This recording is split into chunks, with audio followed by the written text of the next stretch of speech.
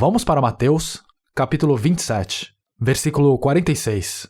Por volta das 3 horas da tarde, Jesus bradou em alta voz: Eloi, Eloi, lama sabachthani, que significa: meu Deus, por que me abandonaste?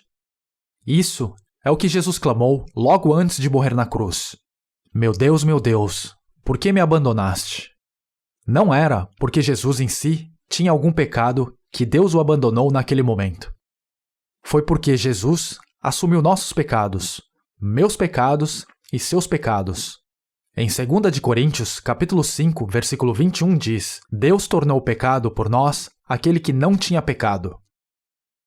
Jesus se tornou uma bola de pecados em nosso lugar. Jesus colocou todos os nossos pecados sobre si e então, por um curto período de tempo, ele foi abandonado por Deus. Por um curto momento, Deus o abandonou. Eu deveria ter sido abandonado por Deus, mas Jesus assumiu meu pecado e assim ele foi abandonado dessa maneira em meu lugar. Se as pessoas deste mundo não forem salvas, depois de viverem suas vidas neste mundo, no momento em que caírem no inferno, é assim que elas clamarão. No momento em que uma pessoa é jogada no inferno, é o momento em que ela é abandonada por Deus eternamente, para todo sempre. Ele é abandonado para sempre. Isso é muito terrível, não é? Inferno é o momento em que você é cortado de Deus para todo sempre. É ser abandonado eternamente. Uma pessoa que não é salva acabará assim eternamente. Ela será jogada no inferno para sempre. Mas, já que Jesus assumiu nossos pecados, ele foi abandonado por Deus. Portanto, se crerem que Jesus assumiu seus pecados e assim ele foi abandonado por Deus e agora não serão abandonados, isso é fé. Isso é fé. No momento em que fôssemos jogados no inferno, teríamos clamado: meu Deus, por que me abandonaste? Mas Jesus clamou essas palavras em nosso lugar. Então agora, se crermos neste fato e aceitarmos isso em nossos corações, não teremos que clamar essas palavras. Por quê? Porque Jesus assumiu nossos pecados. Então diz: o Senhor não me atribui meu pecado, certo? Agora vamos voltar para Romanos capítulo 4. Romanos capítulo 4, versículo 25. Ele, Jesus, foi entregue à morte por nossos pecados e ressuscitou para nossa justificação. Olhem o que diz aqui. Por favor, repitam comigo. Ele foi entregue à morte por nossos pecados. Vocês sabem onde ele foi entregue? Sabem onde ele foi entregue? Me parecem que não sabem. Jesus não foi para o inferno, foi? Ele foi entregue à morte. A cruz. Olhem o que diz aqui. Diz muito claramente. Repitam comigo. Ele foi entregue à morte por nossos pecados. Já que Jesus carregou nossos pecados em nosso lugar, ele foi entregue à morte. Ele foi entregue à morte. Foi isso que aconteceu, não foi? Então Jesus tomou total responsabilidade sobre todos os nossos pecados. Nós não temos mais responsabilidade por eles. Agora olhem o que diz depois. Repitam comigo. E ressuscitado para nossa justificação. É verdade que é bem difícil de entender. Mas se pensarem nisso atentamente, essas palavras podem selar seu destino. Jesus morreu na cruz. E então, ele foi enterrado no túmulo assim. Parece alguém deitado, não parece? Jesus. Os túmulos dos judeus não pareciam com isso. Mas Jesus foi enterrado em um túmulo. Ele foi enterrado porque ele carregou sobre si nossos pecados e morreu.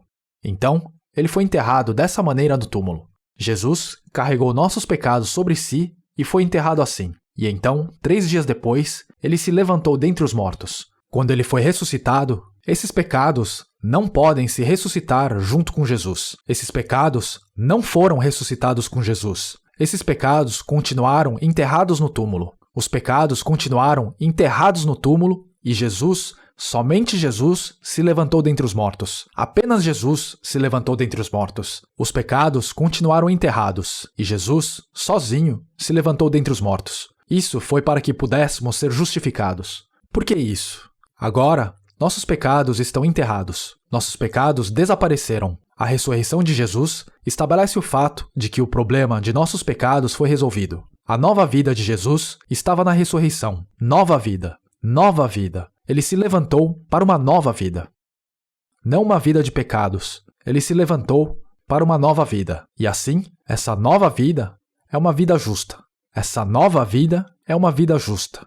Já que ele se levantou para uma vida justa, ele também se levantou dentre os mortos por nós. Se crermos, essa nova vida na ressurreição de Jesus, essa nova vida justa, se torna minha.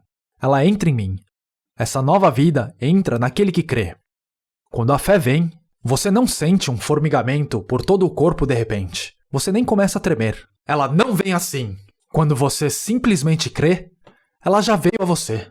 Jesus morreu em meu lugar e ele se levantou de novo 3 dias depois. Aqueles que creem nisso em seus corações, a vida nova já chegou dentro deles. E então, eles são justos. Eu não sei se vocês acreditam ou não.